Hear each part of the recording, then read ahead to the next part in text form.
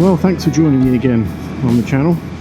I did want to make a quick video just to confirm that Sankora, my classic 650, she's staying. Yes, I think there was a strong indication as to what might happen after my last video.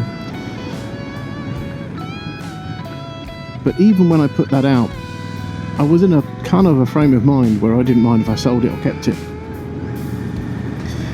And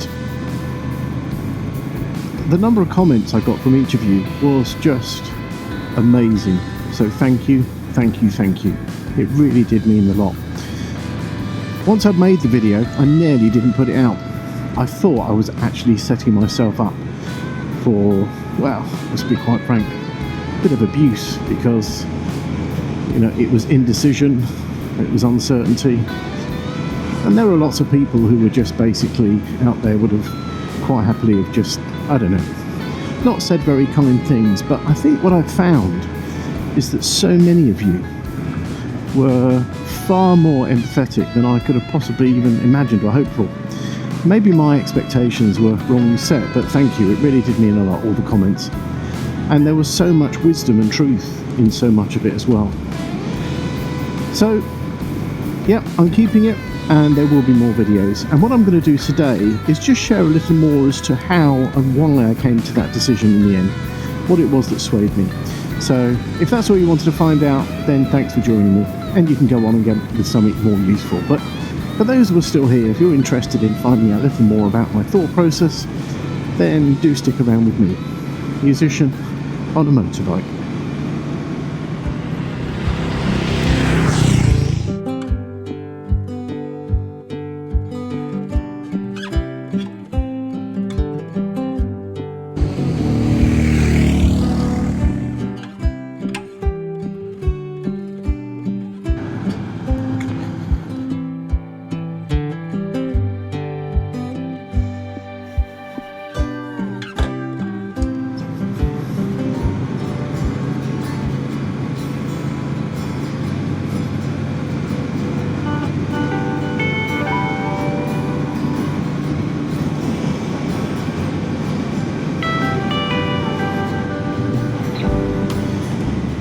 I mentioned that there were lots of very kind comments, and I really appreciated them.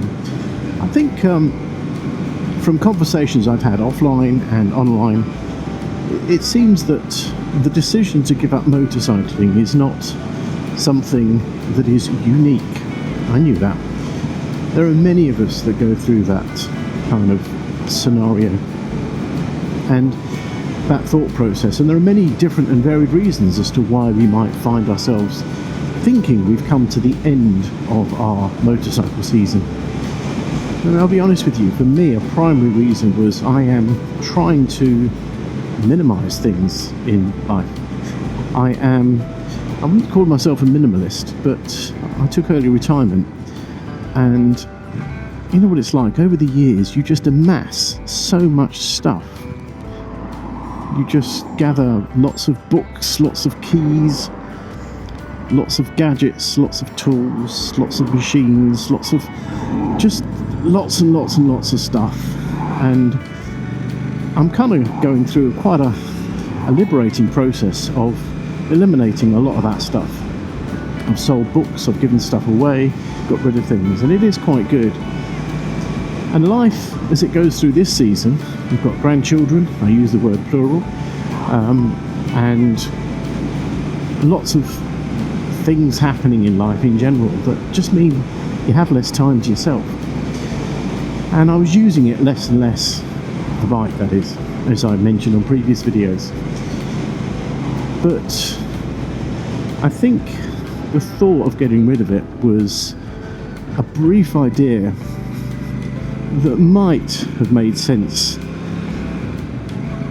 once upon a time in a land far away that never actually ever existed. No, the point is, it was never right for me to get rid of the bike. And I think the idea of calculating and looking at the mathematics and the economics of ownership of a bike, yeah, those are fair things. You know, there's a time in life where some of us have to make difficult decisions, and we have to give up and lose and sacrifice things that we may not want to. But as much as I need to be careful, my wife and I, there are some things which we are very fortunate in that we can own and we can buy. And, so many of you said it's not really something you think about too much. You love motorcycling so much that the cost of the bike and the economics are minimal when it comes to the most common theme that came up was mental health. Getting out there and just having a bit of freedom like I am this evening. My wife's out and I've got nothing else on. All I do is sit home and watch telly or maybe read a book, but here I am just enjoying the views. Look at that view, gorgeous, stunning, and just a bit of freedom. It's just lovely. So yes, I think that would have been something that you can't really put a cost on. I think I was also realising, and many of your comments reflected this, and even though I had considered it, I don't think I really fully gave it the due diligence, and that was the fact that the depreciation of this bike has been quite severe in the first year, as is with any vehicle that you buy. So there was some false economics there. I think the other big swing, and I did mention this in the last video, was, and the real shock to me, was the insurance. Yeah, I couldn't believe it when my insurance came down. It was about £240 last year, and it's down to £113 this year. Now, just kind of to clarify, I live in an area that I think is reasonable, sort of on the Hampshire-Surrey borders. I'm limited to 2,999 miles a year. I only have the one bike, and I'm in my late 50s. What else is there that's kind of taken into consideration? It's social and domestic only, so there's no commuting or anything like that. So there are restrictions and there are lots of factors, but that was a huge drop. And then slowly, the economics of accountancy that I was so poorly applying, just, well, as an argument, it fell to pieces really. And for me not to be with a bike was just ridiculous. Absolutely ridiculous. In fact, I've actually instructed my dealer that if I ever go in again and try and sell my bike this side of 12 months from now, then they have the right to, well, I won't say what I said, but just basically ignore me. Now, my dealer, I do think the world of them. I've known some of them for a long time as people.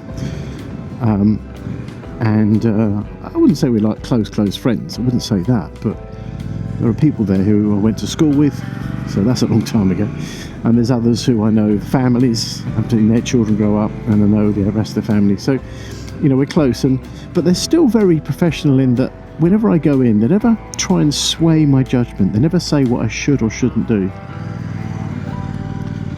So let me just pull away here, make sure I'm not holding anyone up. The acceleration you get from this.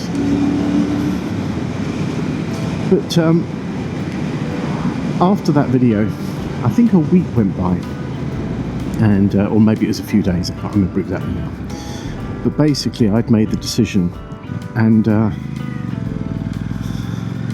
my goodness, this car's coming from all angles. Yeah, so a little time went by, and I had made the decision. I haven't actually got to the crux of what really pushed me over. I've given you a few of all the obvious arguments, but there was something in particular that kind of gave me a bit of a wake-up call. But when I spoke to one of the people, told him my decision, and I said what I was going to do, he said, "Oh, do you want us to take it off the website?" I said, "Yes, please." Okay, and he said, "No problem, all done." And then he said, "No, that's probably the best decision you've made in a long time." So they weren't trying to sell me anything. I think they recognised too that I needed to just take a bit of a breather and just enjoy what I have, at least for another cycling season, motorcycle season. So yeah, I mean, I'm not saying I'm never going to get rid of this. What I'm saying is that this will be with me at least for the next year. Now next year I may change my mind, I may do something, but in the absence of not knowing what I want, it's a lovely bike. There's no reason why I can't keep this forever. But in the absence of not knowing what I want and having no real reason, getting rid of it is silly, and just so enjoying it for at least another year. And then next year I might decide to keep it for another season, but we'll take that year by year. But here's what happened. All those arguments, enjoyment, mental health, knowing it would be ridiculous for someone like me to ever consider getting rid of a bike. I noticed online that the prices when I put this up was about right, but the prices then, as I watched, started to drop. Different bikes, same colour, I'm talking about this particular colour, the Venom Red, started to go down, and some, I knew some were lower, but they were going down, and I was kind of surprised. I was like, well, what's going on? And when you couple a lower price with, when a dealer helps you sell a bike, they obviously take an interest, a cut of that. So I was getting a lot less than the advertised price. And then it dawned on me, Royal Enfield right now have got a promotion which is a 0% interest promotion. It basically means you can ride a motorcycle out the showroom, pay 50% and just enjoy it. So I'm not sure exactly what that is, but it's like about £3,250. Bit of a tight junction, that. Yeah, about £3,250. Rather than the 6,600, 6,700, whatever it is that you would normally pay. So whatever the price is, you just pay half of it, and then you ride it for however many years. I'm not sure of the actual details. And then at the end of that period, you can either pay the remaining balance and keep the bike, or, as a lot of people would do, just hand it back. Now, I kind of realised that a lot of people, by the time you've, got a price of the bike, traded it in, done whatever, that's almost just like giving you a bike for half price. Obviously there are costs associated with that, and one could argue the other way, but if you can go out of a showroom with a brand new bike for like less than £3,500, 650 twin, then no wonder I was going to struggle to get the price I wanted. And if I was going to have to sell it, I realised then I was going to have to drop the price even further. So I'd already realised I'd taken a big hit, but in order to sell it, I'd have to drop it lower. Now, the logical people out there will tell me, and I know that what I need to really do is, unless you trade it in against a buy and you get a fair price and you've had a few years use out of it, really the best thing to do is just sell it privately.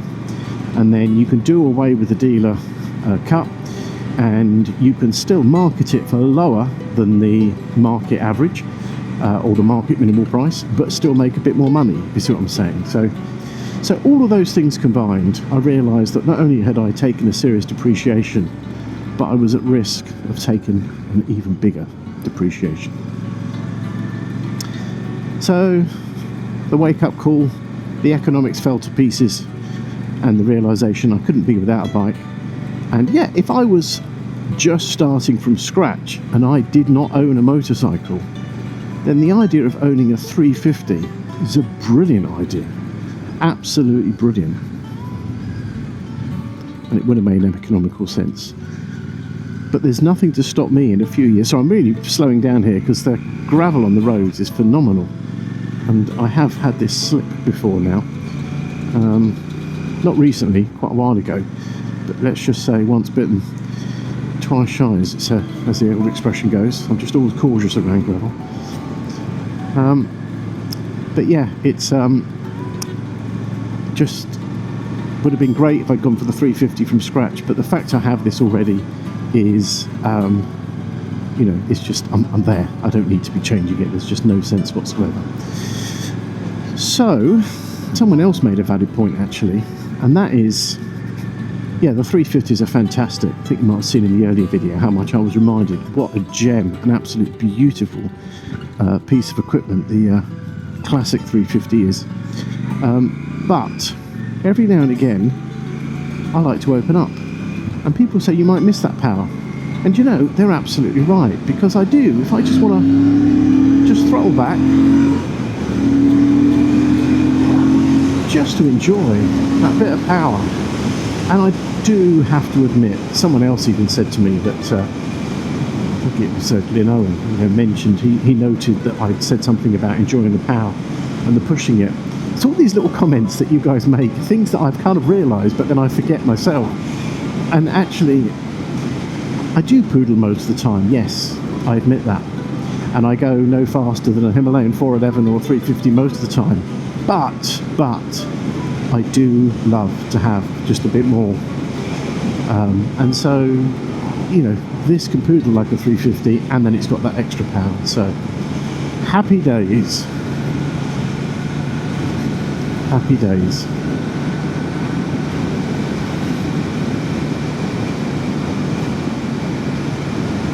Did I say it was going to be a quick video? I've waffled a bit there, haven't I? You get the idea. Now what I'd like to try and do, if I can, is find somewhere to pull over and actually just pluck out some of those key comments, because I think they're really worth reading. I mean, you can read them yourself, you can just look at the other video. But let me see if I can't find a place to pull over and read them to you.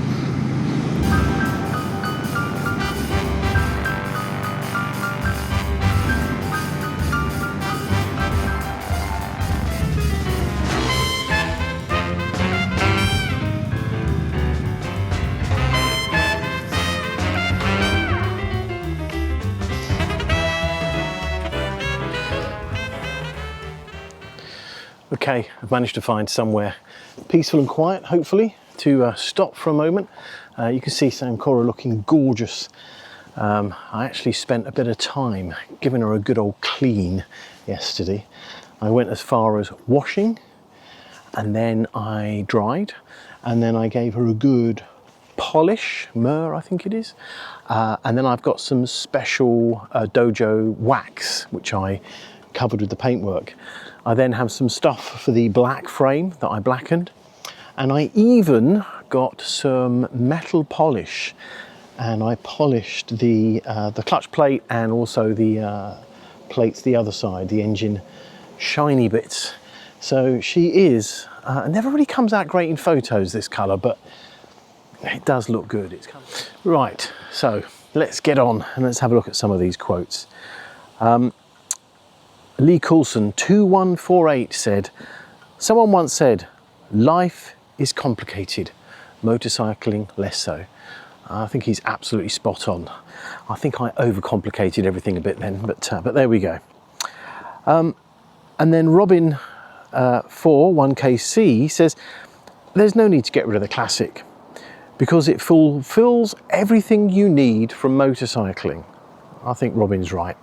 Keep it for a while and a bond will form. The sound, the smell, the smiles you will end up getting under your skin. And then he goes on to say about Royal Enfield producing bikes with soul.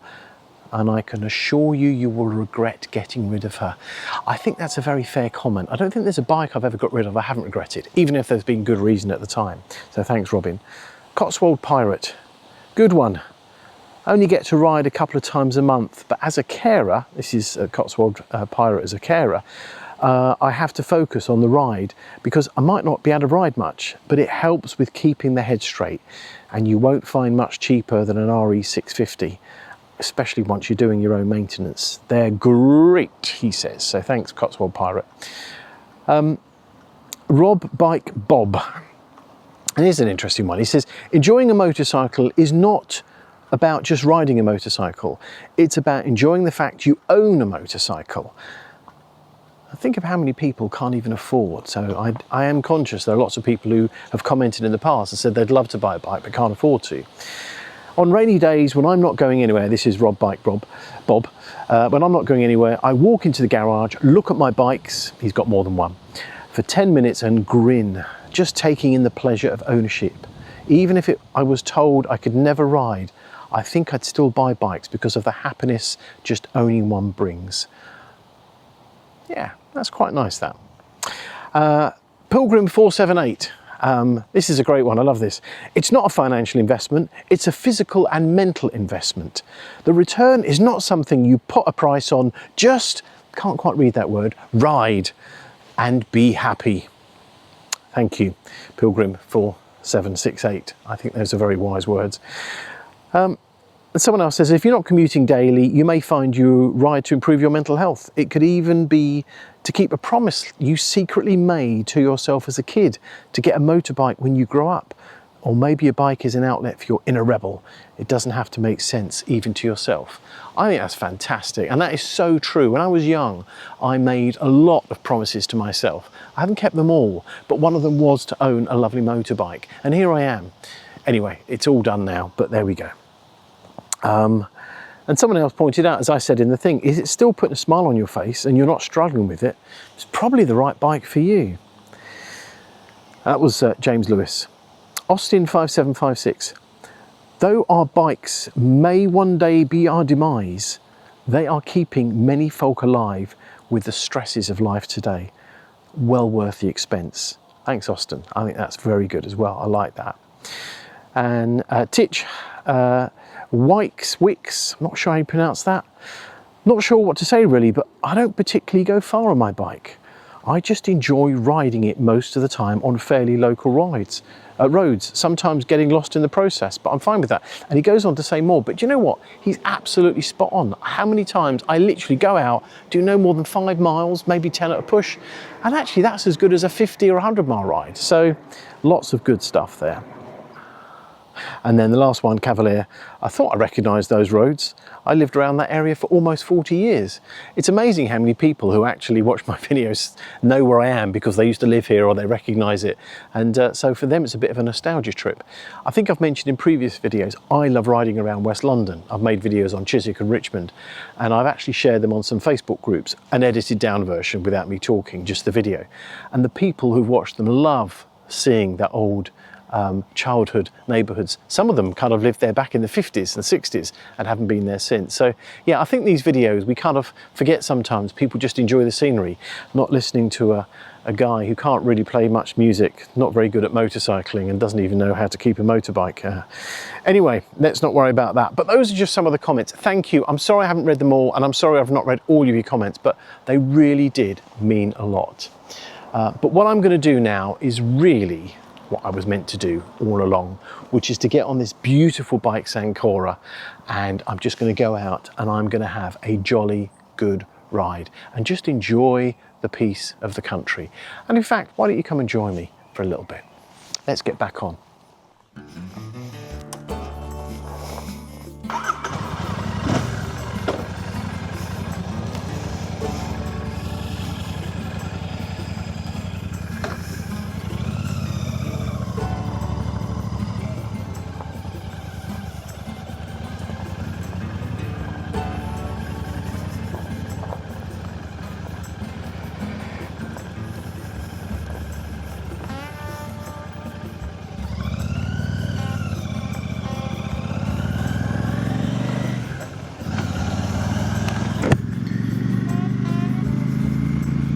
So thanks again for all those comments. They do mean a lot, and I do read them.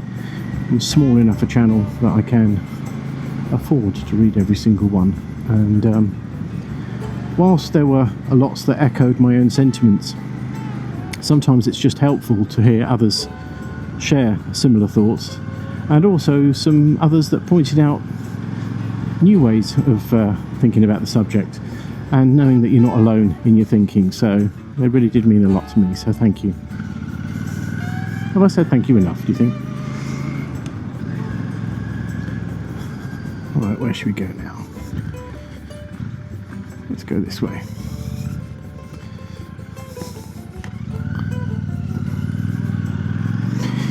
Yeah, the polishing exercise of the bike was a bit of bonding. I really enjoyed that. I do actually enjoy cleaning cars and bikes, not just general washes, you know, service washes are okay, but actually giving it something a bit more, something a little bit special. And it was a real day, as Rob Bike Bob, I think is his, you know, handle, says, you know, sometimes you don't need to ride it to enjoy it, and I did enjoy that. The metal polish was a lot harder work than I thought it would be. There was no tools or no drill bits with me. It was all old-fashioned elbow grease and a bit of metal polish. So yeah, that was hard work, but very rewarding. Now, there are those who go for the full wet and dry and sand down and polish and sand and polish and do all that stuff. I just literally polished it, and it's very rewarding. It just looks nice. There was a few stains and a few blemishes on there that I just wanted to just try and bring out a little bit more, which I did. Yeah, it didn't need a well, I say didn't need, I could have probably got a mirror finish if I did all the other stuff, used the drill and the wet and dry and all that, but I was happy with just a much cleaner looking shiny metal. So by the time I finished, I stood back and just enjoyed looking at it. And in fact, this is the first time I've ridden the bike since. It's yeah, my first time out in it. In fact, looking at it back there at that church was the first time I had a proper look in the daylight. So there we go. All good fun. Anyway, that's enough of this short video. I need to look up the definition short, don't I? But thank you for joining me. It's been a real pleasure to have you along for the ride. As I say, Sancora's staying with me for at least another riding season. Appreciate your comments, appreciate you watching, but thanks for joining me, and I look forward to catching up on the next video with me, musician on a motorbike.